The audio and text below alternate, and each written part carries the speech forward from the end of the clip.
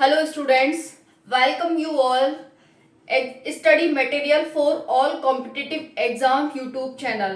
आप सभी का स्वागत है study material for all competitive exam channel पर। जैसा कि आप सभी जानते हैं, हम हिंदी को 0 लेवल से स्टार्ट कर दिए हम इसे पढ़ रहे हैं। सभी एग्जाम के लिए इम्पोर्टेंट ये सेशन होता है। हमने वर्णमाला को कंप्लीट कर लिया है, वर्ड कैसे बना, कैसे इसका निर्माण हुआ, उसके बाद भाषा की सबसे छोटी इकाई, सबसे बड़ी इकाई, वर्णमाला में कितने वर्ड होते हैं, कौन से स्वर होते हैं, कौन से व्यंजन होते हैं, कितने स्वर, कितने व्यंजन, स्वर के टाइप, व्यंजन के टाइप, ये सब हमने कर लिया था। कल हमने इसकी रिवीजन क्लास भी कर ली थी। आज हमारा टेस्ट होगा, तो पूरी वर्णमाला का टेस्ट होगा। इसमें हम देखेंगे जो प्रीवियस ईयर में क्वेश्चंस आए हुए हैं सभी एग्जाम में, चाहे बीएड ले लो, मतलब जिस भी एग्जाम में हिंदी आती है सभी के लिए इम्पोर्टेंट क्लास होती है हिंदी की। तो यहाँ पर हम देखेंगे जिस भी एग्जाम में आए हुए हैं वर्णमाला से क्वेश्चन, वो सारे क्वेश्चन हम यहाँ पर देखेंगे। चाहे आप एसएससी जीडी की, यूपी कांस्टेबल की, यूपीएसआई की, बीएड की, किसी की भी बात कर लें, बिहार पुलिस की, किसी की भी, सभी में आए हुए हम क्वेश्चंस यहाँ पर करेंगे।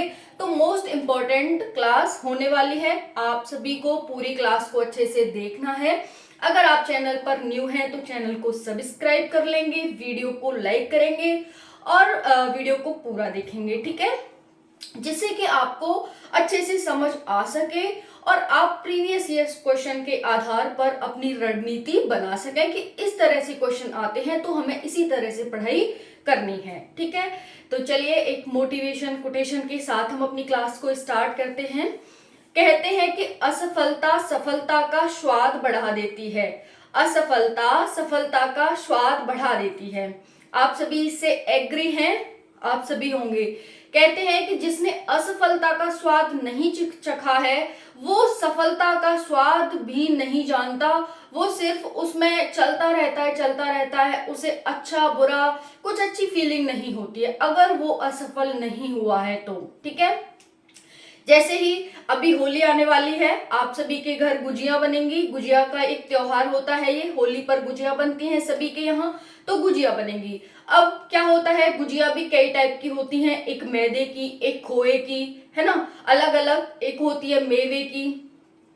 तो अलग अलग टाइप की गुजिया होती हैं। अब किसी के घर तो मैदा की बने, उसकी सूजी की बनेगी, किसी के घर खोए की बनेगी। लेकिन जो खोए की खाएगा वो कहेगा कि चाहे थोड़ी ही बने लेकिन बनाना खोए की, खोए और जो हमारी मेवा होती है उसकी, वो टेस्टी होती हैं, उनमें स्वाद आता है। अब उन्हें कैसे पता कि मेवे की और खोए की होती हैं वही टेस्टी होती हैं? क्योंकि उन्होंने सूजी का स्वाद चख रखा है कि सूजी का स्वाद अच्छा नहीं रहता है, मेवे और खोए की जो गुजिया होती है उनका स्वाद अच्छा रहता है। फिर वे कहते हैं कि चाहे थोड़ी ही बनाना लेकिन बनाना खोआ की, है ना। तो ये क्या है कि उन्हें थोड़े में ही संतुष्ट है, क्योंकि उन्होंने असफलता का, यानी जो उन्हें खराब लग रहा है जिसका टेस्ट, उसका स्वाद उन्होंने चख रखा है। तो जब वो गुजिया को खाएंगे जो खोए की है, उसे बड़े शांति से, प्यार से और आराम से खाएंगे। वैसे ही आप खाने में ले सकते हो कि आपने 4 टाइम खाना खाया लेकिन आपका पेट नहीं भरा, अंदर से ऐसी फीलिंग नहीं हुई कि हाँ हमने खाना खाया है, इसका मतलब आपने अच्छा खाना नहीं खाया। वहीं आप कहते हैं कि चाहे 1 टाइम मिल जाए खाना लेकिन खाना अच्छा होना चाहिए। तो वही होता है फ्रेंड्स, अगर आप किसी भी चीज में असफल हो जाते हैं तो निराश बिल्कुल भी ना हो। असफलता ही आपकी सफलता का स्वाद बढ़ा देती है, ठीक है। तो स्टार्ट करते हैं हम क्लास को। इस पर आप वर्क करेंगे, कभी निराश नहीं होंगे, हताश नहीं होंगे, बल्कि हिम्मत करके आगे बढ़ते रहेंगे, ठीक है। इसी का नाम जिंदगी है। और एक शक्तिशाली पावरफुल व्यक्ति की यही पहचान होती है कि वो छोटी मोटी चीजों पर डगमगाता नहीं है, बल्कि हिम्मत से काम लेता है। हर किसी की बात होती है, जैसे बुरा बनना हर किसी के बात होती है, बुरे रास्ते पर चले जाना, लेकिन अच्छे रास्ते पर जाना हर किसी के बस की बात नहीं होती है, ठीक है। तो चलिए स्टार्ट करते हैं। सभी प्रतियोगी परीक्षाओं के लिए होती है। और आज आप देखेंगे भी जो हमने वर्णमाला का टॉपिक खत्म किया है, अगर जो ये प्रीवियस ईयर में क्वेश्चंस आए हुए हैं वो तो मेरा बोर्ड छोटा पड़ गया, नहीं मैं आपको कम से कम 50-60 क्वेश्चन कराती, बट टेंशन ना लें, हम वीक में 2 से 3 बार टेस्ट लगाया करेंगे, संभावित प्रश्न और प्रीवियस ईयर के प्रश्न। जो टॉपिक खत्म होता जाएगा उसके टेस्ट पे टेस्ट लेते रहेंगे, जिससे कि आपको पिछला भी पता चलता रहे और आप आगे आने वाले एग्जाम की भी तैयारी अच्छे से कर सके। ठीक है, तो देखेंगे यहाँ पर कि सारे क्वेश्चन जो हमने टॉपिक पढ़ा है उसी में से है, कोई भी क्वेश्चन बाहर नहीं गया है। तो देखेंगे यहाँ पर 4 मार्च 2023 है, हिंदी है। टेस्ट को हिंदी में परीक्षण कहते हैं। किसका परीक्षण है? आपका हिंदी वर्णमाला का। किसका है? हिंदी वर्णमाला का। चलिए हम यहाँ पर लिख देते हैं हिंदी वर्णमाला का। ठीक है, वर्णमाला है इसमें जो हमने पढ़ा है। चलिए स्टार्ट करते हैं। क्वेश्चन फर्स्ट है, आप अपने क्वेश्चंस लगाएंगे, कितने आपके क्वेश्चन सही जा रहे हैं, कितने गलत जा रहे हैं। आप जब पूरा टेस्ट लगा लेंगे उसके बाद आप मुझे कमेंट सेक्शन में बताएंगे कि मैम हमारे इतने आंसर सही गए, इतने आंसर गलत गए। जब आप अपना परीक्षण करते हैं तो आपकी अपनी तैयारी को जांचते हैं, तैयारी का पता चलता है, जिससे कि जो कमियां हैं उन पर वर्क करेंगे तो नेक्स्ट टाइम आप अच्छा परफॉर्म करेंगे और एग्जाम में तो बिल्कुल ही अच्छा परफॉर्म करेंगे, क्योंकि टेस्ट के माध्यम से हमारी हिचक झिझक जो होती है, हमारी कमियां होती हैं, वो सामने आती हैं और हम टाइम रहते उन पर वर्क कर लें तो हमारे लिए बेटर होता है और हम एक टाइम रहते सिलेक्शन ले सकते हैं सरकारी नौकरी का, जो हमारा सपना है। चलिए क्वेश्चन फर्स्ट है, भाषा की सबसे छोटी इकाई क्या है? क्वेश्चन फर्स्ट क्या है? भाषा की सबसे छोटी इकाई क्या है? ये संभावित प्रश्न है, आ सकता है। ठीक है, तो देखेंगे यहाँ पर ऑप्शन ए है शब्द, ऑप्शन बी है व्यंजन, ऑप्शन सी है वर्ड, ऑप्शन डी है स्वर। तो आप बताएंगे कि भाषा की सबसे छोटी इकाई क्या है? मैंने क्या बताया था? मैंने बताया था, आप अपना ऑप्शन देख लें कौन सा है, फिर जो मैं बताऊंगी उससे आप उसे सही कर लेना। अगर गलत हो तो, नहीं तो सही तो आप करेंगे, वो तो मुझे 100% गारंटी है कि आपने अगर क्लास अच्छे से पढ़ी होगी तो 100% आपको सही करना है। ठीक है, देखो मैंने बताया था कि भाषा की जो सार्थक इकाई है वो वाक्य है और भाषा की सबसे छोटी इकाई है वो हमारी वर्ड होती है। क्या होती है? वर्ड। तो हम क्या करेंगे? भाषा की सबसे छोटी इकाई क्या है? ऑप्शन ए शब्द, ऑप्शन बी व्यंजन, ऑप्शन सी वर्ण, ऑप्शन डी स्वर। तो क्या हो जाएगा? ऑप्शन सी वर्ड हो जाएगा। ठीक है, वर्ड सबसे छोटी इकाई होती है, इससे और ज्यादा नहीं तोड़ सकते हम। क्वेश्चन सेकंड है, वर्णमाला किसे कहते हैं? वर्णमाला, मैंने इतनी बार बताया था कि वर्णों से मिलकर के वर्णमाला का निर्माण हुआ है। अब आप बताएंगे संभावित है और ये प्रीवियस ईयर में भी आया हुआ है। ऑप्शन ए है वर्णों के समूह को, ऑप्शन बी है शब्दों के समूह को, ऑप्शन सी है वर्णों के व्यवस्थित समूह को, ऑप्शन डी है शब्दों के समूह को। तो क्या है वर्णमाला? तो यहाँ पर है वर्णों के व्यवस्थित समूह को। अब देखो यहाँ मत टिक कर देना कि वर्णों के समूह को, वर्णों के व्यवस्थित समूह को हम वर्णमाला कहते हैं। तो ऑप्शन हमारा सी हो जाएगा, वर्णों के व्यवस्थित समूह को हम वर्णमाला कहते हैं। Is that clear? चलिए, निम्न में से अल्प प्राण कौन सा है? अल्प प्राण बताया था मैंने, ट्रिक के माध्यम से भी बताया था कि अल्प प्राण क्या होते हैं। जब हमने स्पर्शी व्यंजन पढ़े थे 25 5 इंटू 5, तो मैंने बताया था इस तरह से हमारे होते हैं ये KTM2। ठीक है, KTM2। ओके, तो हमने यहाँ पर देखा था क ख ग घ य च छ ज झ, फिर ट ठ ड ढ प फ ब फ, इस तरह से हमने देखा था। कह रहा है अल्प प्राण। मैंने बताया था आपको कि अल्प का मतलब क्या होता है? छोटा। छोटा किससे? 1, 2 से छोटा है, 3, 4 से छोटा है। ठीक है, तो अल्प क्या हो गया? 1, 3, 2, 4 ये महाप्राण हो जाएंगे। और अल्प प्राण पूछा है तो हमें 1, 3, 5 हमारे अल्प प्राण होते हैं। समझ में आया? अल्प प्राण हमने ट्रिक से देखा था कि अल्प मतलब छोटा। किससे छोटा? 1, 2 से छोटा है, 3, 4 से छोटा है। तो हमारे 1, 3, 6 तो होता ही नहीं, क्योंकि 6 का तो 25 25 5 ही 5 होते हैं। तो 1, 3, 5 हमारे अल्प प्राण होते हैं। 1, 3, 5 नंबर पर जो भी हमारे ये स्पर्शी व्यंजन में आते हैं, कौन से? क ख ग घ, इनमें। ठीक है, तो पहले नंबर पर ये आया, दूसरे पे, तीसरे पे, चौथे पे, पहले, तीसरे और 5वें का हमारा अल्प प्राण होता है। तो वैसे यहाँ पर देखेंगे, ये कह रहा है निम्न में से अल्प प्राण कौन सा है, ये रेलवे में पूछा गया है। ऑप्शन ए दे रहा है क और ग, ऑप्शन बी है थ और ध, ऑप्शन सी है छ और झ, ऑप्शन डी है प और फ। तो आप मुझे बताएंगे यहाँ पर क पहले पर आता है और ये तीसरे पर आता है, तो 1 और 3 लग रहा है। और देख लेते हैं, लेकिन है तो हमारा यही आंसर मिल गया। थ त थ 2 पे आता है ये तो ये तो होगा नहीं, महाप्राण है ये। च छ ये भी 2 पे आता है। प फ पहले और दूसरे पर आ रहा है, लेकिन अल्प प्राण में हमें पहला और तीसरा चाहिए, तो हमारा आंसर क्या हो जाएगा, ऑप्शन नंबर ए। कौन सा, क और ग 1 और 3 पर आते हैं, क ख ग, तो ये हो गए अल्प प्राण। कभी नहीं भूल पाएंगे आप अल्प प्राण क्या होते हैं, ठीक है। नेक्स्ट है निम्न में से इस शब्द में द्वित्व व्यंजन है। द्वित्व व्यंजन है, उस टाइम पर मैंने नहीं कराया था, लेकिन अब समझेंगे द्वित्व व्यंजन क्या होता है। तो जो हम टेस्ट लगाते हैं उससे जो हमारी थोड़ी बहुत कुछ रह जाता है उससे भी हमें ये मिलता है, क्योंकि ये अलग से कोई टॉपिक नहीं है द्वित्व व्यंजन का। 1-2 क्वेश्चन पूछा जाता है तो वो मैं यही बता दूंगी आपको, एक भी क्वेश्चन गलत नहीं करेंगे आप द्वित्व व्यंजन से। तो देखो द्वित्व व्यंजन क्या होता है। द्वित्व ये कह रहा है द्वित्व यानी कि 2 बार कोई वर्ड आए, एक बार आधा एक बार पूरा, उसी को हम द्वित्व व्यंजन कहते हैं। कोई भी वर्ड एक बार आधा आए और एक बार पूरा आए, उसी को हम द्वित्व व्यंजन कहते हैं।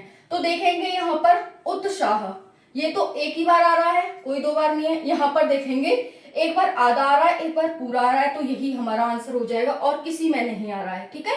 तो ये दिल्ली हमारा एक बार ला पूरा आ रहा है एक बार ला आधा आ रहा है, तो दिल्ली हमारा क्या हो जाएगा, द्वित्व व्यंजन हो जाएगा। Is that clear. कोई भी आ जाए, बिल्ली, कुत्ता, इस तरह से ता हो 2 बार हो, आधी एक बार पूरी, तो ऐसे हो जाएगा। नेक्स्ट क्वेश्चन है निम्न में से कौन से व्यंजन ऊष्म संघर्षी व्यंजन है। ये रेलवे में आया हुआ है द्वित्व व्यंजन का। निम्न में से कौन से व्यंजन ऊष्म संघर्षी व्यंजन है, यूपी पुलिस में आया हुआ है। तो ऊष्म संघर्षी मैंने कल ही बताया था आप सभी को कि ऊष्म संघर्षी क्या होते हैं। जिन वर्णों के उच्चारण में ऊष्म यानी कि गर्म हवा निकलती है, उन्हीं को हम ऊष्म संघर्षी व्यंजन कहते हैं। ऑप्शन ए है यर लव, ऑप्शन बी है डढ़, ऑप्शन सी है श श शह, ऑप्शन डी है प फ ब भ। तो बताएंगे यर लव क्या ये ऊष्म संघर्षी हैं, आप कहेंगे नहीं मैम ये तो अंतस्थ व्यंजन है, यर लव गलत हो जाता है। डढ़ ये क्या है हमारा, ये हमारे हैं द्विगुण व्यंजन, द्विगुण या उच्छिष्ट व्यंजन ड और ढ, जिनमें नीचे ये आता है, ठीक है। एक और ड होता है ये वाला आंगन वाला, तो वो नहीं आता, जिसमें नीचे आती है ना वो वाला हम ड लेते हैं और ढ लेते हैं, तो ये हमारे द्वित या उच्छिष्ट व्यंजन हो जाएंगे। ये नहीं है, पूछा क्या है ऊष्म संघर्षी, तो श श श ये हमारे हो जाएंगे। मतलब मैंने बताया था कल घर्षण होता है, घर्षण होकर के मैंने कहानी बताई थी आपको कि पत्थर से पत्थर टकराया तो क्या हुई, चिंगारी, ऊष्मा पैदा हुई, आग का आविष्कार हुआ। तो वैसे ही इन व्यंजनों को जब हम बोलते हैं तो हमारे जो मुंह है उसके अंदर घर्षण होता है, सभी आपस में जो अंग है वो टकराते हैं और उससे गर्म हवा निकलती है। किन वर्णों के उच्चारण में, श श श, ठीक है। तो ध्यान रखेंगे, कैसे ध्यान रखेंगे, क से मां तक हमारे पास स्पर्शी व्यंजन हो जाते हैं। मामच्ची, मामच्ची के बाद य र ल व, ये क्या है अंतस्थ व्यंजन है। और उसके बाद मामच्ची यायक रारथ लारडू आवकी, फिर शीटी सा, पेट चिरा सा, सवाल वाला सा और हल्का, ये क्या है हमारे पास ऊष्म संघर्षी व्यंजन है। फिर हरका, छे, त्रे, ज्ञ और श्र, ये क्या है संयुक्त व्यंजन है। खत्म हो गए व्यंजन, कुछ है इनमें, कुछ नहीं है, ठीक है। अल्प प्राण महाप्राण क्या होते हैं बता दिया, 2 से 1 छोटा हो जाएगा अल्प प्राण, 4 से 3 छोटा हो जाएगा अल्प प्राण। इस तरह से आप अल्प प्राण और महाप्राण दे सकते हैं, 1 3 5 अल्प प्राण, 2 4 महाप्राण, ठीक है। फिर उसके बाद हमारे पास सघोष और अघोष आता है। तो अघोष क्या होता है, 1 2 अघोष होता है, सघोष 3 4 5 होता है। अघोष 1 2 होता है, अघोष मतलब आगे के, और वो हमारे पास 3 4 5 होते हैं। इस तरह आप याद कर सकते हैं, कोई भी कठिन कार्य नहीं है ये, है ना। तो मैं आपको इस तरह से पढ़ाई रही हूँ कि देखो अब व्यंजन आपको 1 मिनट में याद हो गए, 1 मिनट भी नहीं लगा। क से मां तक क्या हो जाते हैं स्पर्शी व्यंजन, य र ल व अंतस्थ व्यंजन, श श श ऊष्म संघर्षी व्यंजन, उसके बाद छत्र ज्ञ या संयुक्त व्यंजन। अब इनमें ही आप देख सकते हैं संयुक्त व्यंजन कैसे बनता है, क श त र, ठीक है, ज अ, और इस तरह से बनता है, तो आप ये देख लेंगे।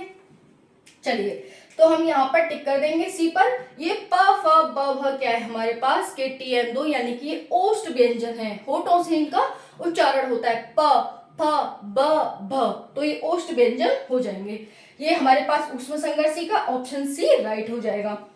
अब नेक्स्ट देखेंगे ए वर्ड क्या कहलाते हैं। छोटी ए और बड़ी ए जो वर्ड है वो क्या कहलाते हैं, तो आप देखेंगे ए है कंठ तालव्य, बी ओष्ठ, सी कंठ और डी मूर्धन्य। तो क्या कहलाता है मैं एक बार देख लेती हूँ कि आपको नीचे का दिखाई दे रहा है। चलो हम थोड़ा सा इसे नीचे कर देते हैं जिससे कि आपको अच्छे से दिखाई दे जाए। बताएंगे क्या है हमारे पास ये जो है ए वर्ड क्या कहलाते हैं। तो ए वर्ड मैंने बताया था, लेकिन मैं आपको फिर से बताती हूँ। के टी ओ एम के ये हमने ट्रिक देखी थी। के से कंठ, टी से तालव्य, ओ से ओष्ठ, एम से मूर्धा, के से कंठ तालव्य, के से कंठोष्ठ। तो ये छोटा आ बड़ा आ, इसमें दो वर्ड आएंगे, छोटा आ बड़ा आ, छोटी ई बड़ी ई, छोटा ऊ बड़ा ऊ, यहाँ पर रिर्री, यहाँ पर छोटी ए बड़ी ए, यहाँ पर छोटा ओ बड़ा ऊ। तो कहां पर आ रही है छोटी ए बड़ी ए, कंठ तालव्य में, कंठ तालव्य में। तो आप यहाँ पर टिक कर देंगे कि जो ए और ए है वो हमारे किस वर्ग का है, किस मतलब ए का ए वर्ड क्या कहलाते हैं, तो ये हमारे कंठ तालव्य वर्ड कहलाते हैं। अगर वर्ग पूछा जाता तो आप बता देते कि ये कंठ तालव्य वर्ग में है। क्या कहलाते हैं, तो ये कंठ तालव्य कहलाते हैं। Is that clear. निम्न में से कौन से नासिक व्यंजन है। अब नासिक व्यंजन क्या होता है, तो आप देखेंगे यहाँ पर नासिक व्यंजन क्या होता है। मैंने उस दिन भी बताया था आपको जब हमने सघोष अघोष जो हमने टेबल बनाई थी, सेकंड क्लास में बनाई थी हमने टेबल, उसमें मैंने बताया था क ख ग घ, इस तरह से जब हमने लिखा था क ख ग घ या, ठीक है। फिर हमने लिखा था क ख क च च छ ज झ या, फिर लिखा था ट ठ ड ढ या, ठीक है। फिर उसके बाद लिखा था क च ट त त थ द ध न, फिर लिखा था प फ ब भ और म, ये लिखा था। अब यहाँ पर ये हमारे पास अल्प प्राण अल्प प्राण अल्प प्राण, महाप्राण महाप्राण, ठीक है। अघोष अघोष, सघोष सघोष सघोष। Is that clear. ये हमारे नासिक के व्यंजन होते हैं, कौन से, ये वाले ड य ढ न म, ड य ढ न म। अब आप यहाँ पर देखेंगे कि नासिक के व्यंजन पूछा है, तो निम्न में से कौन से नासिक के व्यंजन है। क्या ग है, देखेंगे क्या इसमें जो मैंने ये कॉलम बनाया है क्या इसमें ग आ रहा है, नहीं आ रहा। क्या इसमें घ आ रहा है, नहीं आ रहा। घ कहाँ है, यहाँ। क्या इसमें आ रहा है, देखो तो ये आ रहा, ठीक है। झ के बाद यह जो आता है हमारा ये रहा, तो ये हो जाएगा। क्या इसमें फ आ रहा है, नहीं आ रहा, तो क्या हो जाएगा आंसर, सी राइट आंसर हो जाएगा। Is that clear. तो बहुत ही डय ढ आप ध्यान रखेंगे, क च ट त प, क च ट त प, क च ट त प। ओके ठीक है। अब नेक्स्ट देखते हैं। आई होप इसमें से आपके पूरे के पूरे सही गए होंगे, तभी तो आप 40 में से 40 मार्क्स लेकर के आएंगे। चाहे आप यूपीएससी का दें, चाहे आप फिर बीएड का एग्जाम दें, किसी का भी दें, जब तो आप पूरे में से पूरे लाएंगे जब आप यहाँ पर ठीक करेंगे तो, ठीक है। चलिए पूरा अपना 100% दीजिए और क्वेश्चनों को सही करने की पूरी से पूरी कोशिश कीजिए। चलिए अब हम नेक्स्ट देखते हैं। नेक्स्ट क्या कह रहा है, देखो नेक्स्ट है हिंदी में मूलतः वर्णों की संख्या कितनी है। हिंदी में मूलतः वर्णों की संख्या कितनी है, ये बैंक परीक्षा में पूछा गया है। तो हिंदी में वर्णों की संख्या है, यहाँ पर देखेंगे 52। कितनी है, 52, 52, 39 व्यंजन और 12 स्वर, 13 स्वर और 39 व्यंजन। नेक्स्ट है ज्ञ वर्ण किन वर्णों की संख्या से बनी है। जो ज्ञ हमारा एक वर्ण है, छत्र ज्ञ श्र जो हमने संयुक्त व्यंजन पढ़ा था, तो ये कह रहा है कि जो ज्ञ वर्ण है वो किन वर्णों की संख्या से बनी है, ऐसा क्वेश्चन पूछा गया है। वैसे ज्ञ वर्ण किन वर्णों से संयुक्त हुआ है, इस तरह से कैसे पूछा जाए तो आप बता सकते हैं। यहाँ पर आपको खोल के दिया हुआ है। अब मैंने बताया था कि संयुक्त व्यंजन है तो आपको ध्यान रखना है, जैसे ही संयुक्त आए तो तुरंत माइंड में क्लिक करना चाहिए कि जो हमारे पास छ, त्र, ज्ञ और श जो होते हैं, ठीक है, ये क्या है, छ है वो क और श से बनता है, त्र त और र से बनता है, ये ज और अ से बनता है। इस तरह से ये हमारे वर्ण बनते हैं, ठीक है। तो यहाँ पर पूछा है जो छत्रक य है, य किन वर्णों की संख्या से बना है, तो यहाँ पर देखेंगे ज, ये आएगा, हलंत आएगा इसमें। हलंत तो आपको जरूर लगाना जब भी संयुक्त पूछता है ना छत्रक य में, तो पहले वाले में आपको लगाना पड़ेगा। तो ज अ देखो ये रहा, ठीक है, ये नहीं होगा, ये छ का हो जाएगा, तर ये त्र का हो जाएगा, और ये यहाँ पर देखो यहाँ नहीं लगाया, यहाँ लगाया, तो गलत मत कर देना बिल्कुल भी, एक एक अक्षर ध्यान से देखना है आपको। तो यहाँ पर ये हो जाएगा हमारा सी ऑप्शन ठीक हो जाएगा। ठीक है जी, चलिए नेक्स्ट देखते हैं, इनमें से कौन सा युग्म अघोष ध्वनि है। अघोष पूछा है आपसे, अघोष, अघोष का मतलब आगे के, आगे के। तो देखेंगे ग घ ड ढ प फ द ध, कुछ लग रहा है ग घ, ये तीसरा और चौथा वर्ड है, ये ड ढ ये भी चौथा और पांचवा वर्ड है, नहीं तीसरा और चौथा वर्ड है, प फ हाँ ये पहला और दूसरा वर्ड है। तो अघोष क्या होते हैं, जो पहले और दूसरे वर्ड होते हैं, क च ट त प, अभी हम पढ़ रहे थे ना 5 वर्ग, तो वही है यहाँ पर, ठीक है। तो प फ हमारे क्या हो जाएंगे, प फ ब भ म, ये द ध कौन से हो जाएंगे, किसमें आएंगे, त थ द ध, तो तीसरे और चौथे हो जाएंगे, नहीं आएंगे। बहुत इजी है फ्रेंड्स, बहुत ही इजी है स्टूडेंट्स, आप इसे मतलब आत्मसात कर लो हिंदी को देखते ही क्वेश्चन, क्योंकि देखो पता है क्या हो रहा है, रीजनिंग और मैथ में तो हम कुछ कर ही नहीं सकते, टाइम अपना सेव कर सकते हैं तो सिर्फ हिंदी में और जीके जीएस करंट अफेयर में, उनमें देख के क्वेश्चन लगाना होता है। अगर आता है तो आता है, नहीं आता तो नहीं आता, उसमें कोई सोचने का, सॉल्व करने का कोई मतलब ही नहीं बनता। तो अपना यहाँ टाइम बचा करके उस टाइम को आप मैथ में और रीजनिंग में लगाएंगे तो औरों से आप बेहतर कर पाएंगे। लेकिन वहीं आपको पता चल रहा है कि भाई मान लो कि 60 मिनट का टाइम है और उसमें आपको 15-15 मिनट देना है सबको, अब आप 15 मिनट इसी में ले जा रहे हैं, तो आप मैथ और रीजनिंग कहाँ से सॉल्व करेंगे और कहाँ अच्छा अपना परफॉर्मेंस देंगे, कहाँ औरों से बेटर कर पाएंगे। तो औरों से बेटर बनना है तो अपना टाइम सेव करो कि हम कहाँ कहाँ टाइम सेव कर सकते हैं। Is that clear. हिंदी एक ऐसा सब्जेक्ट है जिसमें से आप पूरे में से पूरे मार्क्स ला सकते हैं सबसे कम टाइम लगा करके। इतना आप करंट अफेयर कितना रटेंगे, करंट अफेयर बहुत बड़ा दुनिया है, कहाँ कौन सी जगह चीज घट रही है हमें नहीं पता। उसने तो बोल दिया भारत का करंट अफेयर, भारत के पड़ोसी देशों का करंट अफेयर हम पूछेंगे, लेकिन बहुत बड़ी दुनिया है, कौन सी चीज कब घट रही है आप डेली की डेली याद कर रहे हैं। लेकिन इसे आप एक बार पढ़ लेंगे तो बस जिंदगी भर की छुट्टी, आप पढ़ लेंगे और फिर पढ़ा भी लेंगे बच्चों को, है ना, ये होता है। तो इसीलिए आप हिंदी को इतना अच्छे से पढ़ लीजिए। टिप्स पे आपको किसी ने कुछ भी पूछा, अघोष, अल्पप्राण, महाप्राण, सघोष, या फिर कौन सा नासिकी व्यंजन है, कौन सा अंतस्थ व्यंजन है, कौन सा ऊष्म संघर्षी व्यंजन है, कुछ भी XYZ, कौन सा संयुक्त व्यंजन है, कौन सा वर्ड किस से संयुक्त होकर के बना हुआ, कुछ भी पूछ ले, आपको एक बार हिंदी को इस तरह से पढ़ लेना है। ठीक है, आई होप टाइम रहते आपको मेरी बात समझ आ जाए तो आपके लिए बहुत ही अच्छा होगा, बहुत ही बेटर होगा।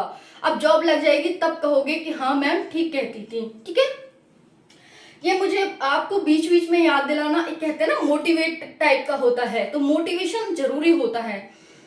हिंदी वर्णमाला में स्वरों की संख्या कितनी है? हिंदी वर्णमाला में स्वरों की संख्या कितनी है? Option A 8, option B 9, option C 14, option D 11। तो क्या है इसकी संख्या? तो ऑप्शन क्या हो जाएगा? ऑप्शन नंबर डी 11 हो जाएगी। ठीक है, छोटी अंक और बड़ी अंक को निकाल करके हमारे पास यहाँ पर हिंदी वर्णमाला में स्वरों की संख्या 11 हो जाएगी। उनको हम अयोगवाह कहते हैं, छोटी अंक और बड़ी अंक को। नेक्स्ट है य र ल व किस वर्ग के व्यंजन है? य र ल व अभी बताया। ऑप्शन ए तालव्य, ऑप्शन बी ऊष्म, ऑप्शन सी ओष्ठ, ऑप्शन डी है अंतस्थ। तो क्या है ये? अंतस्थ व्यंजन है य र ल व। ऑप्शन डी पे टिक कर देंगे आप। नेक्स्ट है तालव्य व्यंजन है, तालव्य। अब व्यंजन पूछा है तो आप व्यंजन में KTM 2, KT यानी कि क ख ग घ, फिर KT, तालव्य से क्या हो जाएगा? च छ ज झ। तो यहाँ पर च छ ज झ आ गया, पहले में ही आ गया। ट ठ ड ढ नहीं, ये हमारे कौन से मूर्धा के हैं ये। और वहीं पर त थ द ध ये कौन से हमारे KTM, ये सॉरी KTM ये हमारे हो जाएंगे दांत के। टी त थ द ध दांत के हो जाएंगे और प फ ब भ ओष्ठ के हो जाएंगे, यानी होठ के हो जाएंगे। तो ऑप्शन ए पर आप टिक कर देंगे, तालव्य व्यंजन पूछा है तो। ठीक है, अब नेक्स्ट है, मैं एक बार देख लेती हूँ, आपको दिखाई दे रहा है अच्छे से? नीचे वाला, चलिए थोड़ा सा नीचे कर लेंगे जिससे कि आपको दिखाई दे जाए। चलो 2 क्वेश्चन और बचे हैं, लगा लेते हैं जल्दी। कौन सा घोष वर्ण है? घोष वर्ण कौन सा है? सघोष और घोष एक ही होता है, मैंने पिछली क्लास में बताया था। तो कभी सघोष पूछ ले या घोष पूछ ले तो एक ही मतलब है उसका, सघोष। अब मैंने बताया अघोष आगे के, सघोष पीछे के। आगे के 1 2, सघोष पीछे के 3 4 5। तो देखेंगे ख च म ठ। ख कौन सा है? 1 2 नंबर पर आता है, क ख ये नहीं होगा, होगा या फिर नहीं होगा। च छ छ पहले नंबर पर आता है, यहाँ पर है म। प फ भ म कौन से में आता है? प वाले में, यानी कि हम म किससे बोल रहे हैं? होठ से। तो ये होठ वाले वर्ड में आता है। कौन से नंबर पर? प पापतिंग, फाफल, बावकड़ी, भावट्टी और मावच्ची। तो मैंने क्या बताया, ये अघोष होते हैं, ये सघोष होते हैं। 1 2 अघोष और 3 4 5 सघोष। तो हमारे पास म क्या हो जाएगा? सघोष हो जाएगा। Is that clear? सघोष अघोष एक ही बात है। नेक्स्ट है हिंदी वर्णमाला है, व्यंजनों की संख्या कितनी है? व्यंजन कितने हैं? 39 और 13, 39 और 13 52। तो बता देंगे अब यहाँ पर। Option A 32, option B 34, option C 36 और ऑप्शन डी 33। यहाँ पर 33 दे रखा है, 39 नहीं दे रखा, तो आप 33 पर क्लिक कर देंगे। ठीक है, 33 हमारे क्या हो जाएंगे? यहाँ पर व्यंजन हो जाएंगे। हिंदी वर्णमाला में व्यंजनों की संख्या कितनी है? रेलवे में पूछा गया है, एसएससी जीडी में पूछा गया है, यूपी बीएड में, एसएससी जीडी में, यूपीएसआई में, नेट जेआरएफ में, एसआई परीक्षा में, बैंक परीक्षा में, UP BEd, UPSI, UP police, railway और ये भी किसी न किसी एग्जाम में पूछे गए हैं। तो 40 क्वेश्चन आते हैं। ये तो हमने सिर्फ वर्णमाला का टेस्ट लिया है। 40 क्वेश्चन आते हैं। 2 से 4 क्वेश्चन आपको वर्णमाला में से देखने को मिलने ही मिलने हैं। 2 से 4 तो कम से कम है। जब 40 क्वेश्चन आएंगे तो एग्जामिनर उठाएगा कहाँ से क्वेश्चन? 5 टॉपिक है, संधि, समास, वर्णमाला हो गया और पर्यायवाची, मुहावरे, विलोम शब्द, ये सब तो उठाना यहीं से 2 2 4 4 5 5 क्वेश्चन इसी तरह उठाएगा एग्जामिनर, तभी तो पूरे कर पाएगा। 15 40 तो कम से कम 8 टॉपिक है ना। ठीक है, तो मिलते हैं नेक्स्ट क्लास में। आपको ये क्लास कैसी लगी कमेंट सेक्शन में जरूर बताएंगे और इसकी पीडीएफ आपको कम्युनिटी पे मिल जाएगी। कोई परेशान होने की बात नहीं है, टेंशन लेने की बात नहीं है। चैनल को सब्सक्राइब करेंगे, वीडियो को लाइक करेंगे और अपना थैंक यू मुझे प्रेषित करेंगे। ठीक है, जय हिंद, जय भारत। मिलते हैं फिर। धन्यवाद so much, thank you so much आप सभी का।